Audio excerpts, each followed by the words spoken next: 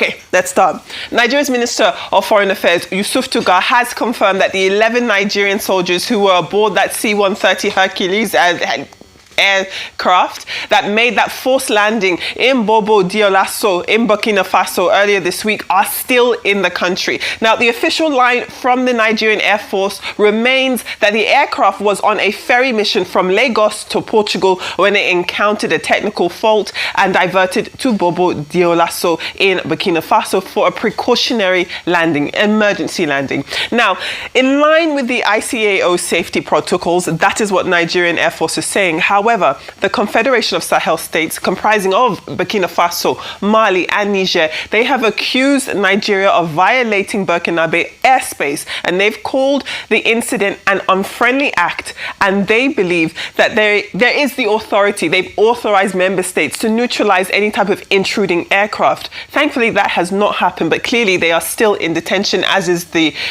aircraft that they came in on. Now, Mali's junta leader, Assimi Goïta, described the entry as defiant of international law. In a joint press briefing at the ECOWAS Commission in Abuja on Thursday, Minister Tugar said that diplomatic talks with Burkinabe leaders, especially Ibrahim Traore, are ongoing to resolve this situation as quickly as possible.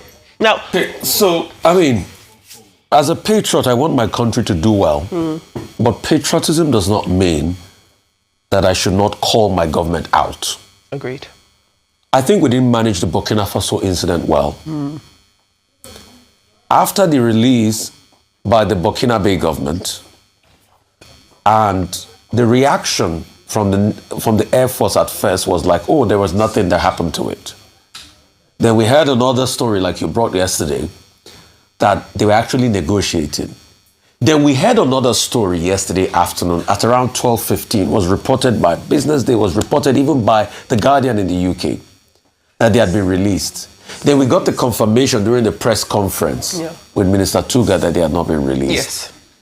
So when they blame us journalists, I'm talking about the government now, of fake news, please, I ask, prior to the clarification by Tugar, who peddled fake news? Is it not the government? Did the government representative not misrepresent the situation of things in the initial statement released? Because they're so quick to point their accusing fingers at us, but they don't ever take the responsibility when it comes from them.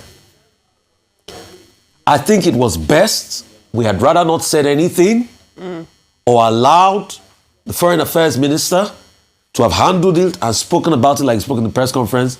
That initial statement that was a counter to what was happening in Burkina Faso that turned out false, and whoever released that statement as at 12:15 yesterday that also turned out false, just put our government in the back. And it's lapses like this people will always capitalize on. This is another low for the government.